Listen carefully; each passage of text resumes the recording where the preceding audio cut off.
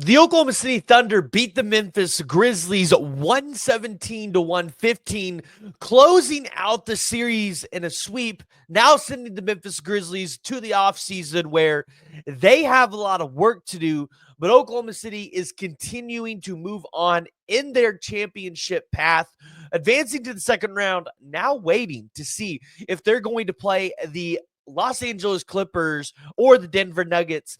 But we'll talk about that at a later date. Today, we got to talk about this game in this series for Oklahoma City because although Oklahoma City swept Memphis, there's probably a lot that this team can take and try to improve on in the next week while you wait for your opponent.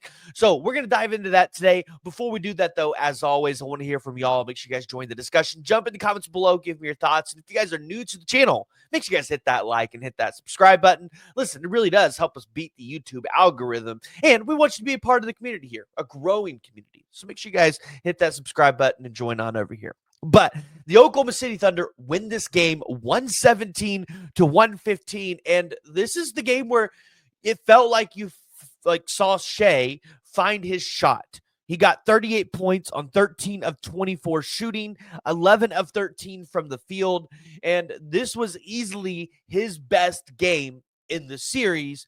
And you needed it in a game where you played well, but you didn't play well in all aspects of the game. You know, specifically, you go and you look at the rebounding numbers. Oklahoma City lost the rebounding battle 51-33. Now, you did win the offensive rebounding battle 12-10. And when you go look at the turnovers, you forced 22 turnovers to your 8. So you look at the turnovers, that was the difference in the game. But Chet only had 11 points. So you needed SGA to kind of have one of those SGA games just to get you up and over the hump. And props to Memphis, because this felt like a game where maybe Memphis they were going to show up. They were going to play, obviously, but maybe they wouldn't play as hard as they could because they knew they were out of it. And they knew there was really no chance of coming back. Nobody's ever came back from a 3-0 deficit, and John Morant's out, right? And likely John Morant was going to be out the rest of the series if it went past, 4 games, and it went maybe 5 games or 6 games, which probably wasn't going to happen. But, I mean, the odds are, if it did, Ja was out for the rest of the time, and the Grizzlies knew that. Now, if you're the Grizzlies, you probably feel really good about the series and understanding what you have in a guy like Scottie Pippen Jr., where he kind of, especially when they got to Memphis, was a number 1 scoring option for them. Like tonight, he had 30 points for Memphis. The night before that, I think he had close to 30, if not 30. And so you look at going into the offseason for the Grizzlies, you feel optimistic with what you have on the roster, but maybe you still have a couple pieces that you need to move, bring a couple guys in, maybe get a veteran there for Ja and Jaren Jackson Jr. And maybe where you were the number 2 seed just a month before, maybe you could be the number 2 seed next season to end the year. And you're not having to play Oklahoma City in the first round.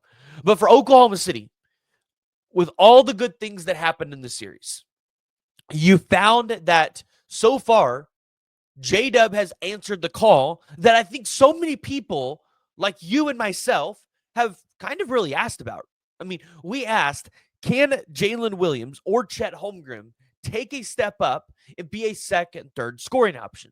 And I think ideally, if you and I were sitting in a room, we were conversing, having a conversation, you and I would have probably agreed you need Jalen Williams to be your second option, and you need Chet to be the third option. And you want Chet to be the third option because you want Chet to be a primarily focused defensive player.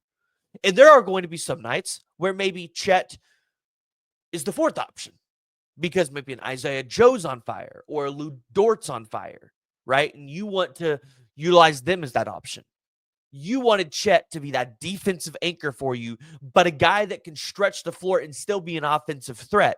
You wanted Jalen Williams to step up and show you why he was an all-star, and a guy that can go out there and get you 20 or 25 alongside SGA and not make SGA do it himself. If you're Oklahoma City, I think you found that. But one of the things that I think Oklahoma City needs to maybe do a little bit better as they go into the next series, where you did feel like they had a lot of good shots, especially over the last 2 games, they just weren't hitting. And I don't know from a basketball standpoint what they need to do to try to maybe hit those shots at a better rate. But if you're going to have open shots and you're going to have good looks, you've got to figure out a way to hit those. In these playoff series, when you have an Isaiah Hartenstein and you have a Chet Holmgren, which you had Chet Holmgren, but you got Isaiah Hartenstein in the offseason, and the reason was because you needed a post presence other than Chet Holmgren, you need to not be losing the rebounding battles, or at least to teams like the Memphis Grizzlies. If you lose the rebounding battle to Minnesota, it's probably understandable. But you still want to try to win the rebounding battle as much as possible. That's what you paid Hartenstein to do. You paid him so that you had another defensive presence and so that you were able to go out there and win those rebounds. And you didn't do that today. And I think that could come up to bite you in the ass down the road if you don't fix that. So there are a couple things that Oklahoma City can fix. Obviously, I think they're pretty minor. I think they're things that could be easily fixed. But they are things that could prevent Oklahoma City from getting to their end goal and winning a championship. And the window is obviously open for maybe a couple years for Oklahoma City. But this is probably going to be Oklahoma City's best shot to get to the NBA Finals and probably win it. Because I don't think the Boston Celtics are as good as a lot of people think. I think the Boston Celtics are worn out. The Cleveland Cavaliers, they're just as inexperienced as the Thunder. And we've seen Oklahoma City be able to take advantage of them. You look at the West. This is the question. If you can get out of the West, you can beat anybody. But you could play a Clippers team who, if they go 6 or 7 games, what's the status of Kawhi? How does his knee look, right? Is he going to be at full capacity, full strength? The Denver Nuggets, they don't have a long-term head coach at the moment, right? What are you able to do to them? Are you able to make them run for a full 48 minutes, wear them down through a 7-game series, and win that game in 5 or 6 games? Same thing you can say for the Lakers or anybody else that you would play in the conference finals. I think Oklahoma City has everything they need to do to put it together. But you got to take the good and the bad from this series, and you have to continue to build upon that. The bad you need to improve, the good you need to build upon. And that is Jalen Williams being the second option, the definitive second option. And you need to build upon this defense. And I really love what Alex Caruso has been able to provide for Oklahoma City all series. I think there was this conversation of, what value does Alex Caruso provide throughout the regular season? Because the casual fans didn't understand why Oklahoma City went out there and paid Alex Caruso what they did to bring him to this team. But Alex Caruso brings you that championship experience, and he brings you another grown-up and veteran in the locker room, because that's what he is. He is the grown-up, and he is the veteran. He is your younger version of Derek Fisher from the 2012 season, where he can go in there and help stabilize everybody, keep them on their feet. Same thing. Hart, Kendrick Perkins, similar kind of thing there. So you've got to catch what Sam Presti's done. And so you've got these veterans in there. They're able to continue to keep these guys grounded a little bit.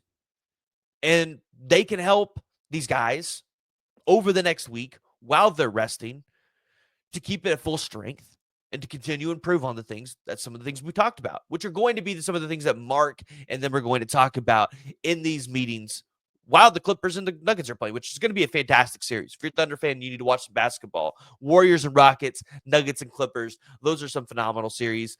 I'm also excited to watch the Lakers in Minnesota because, hey, listen, if LeBron can get knocked out in the first round, what Thunder fan would not want to see that? But yeah, that's what we got to talk about today. We're going to talk about the future series and what Oklahoma City could be playing over the next couple of weeks.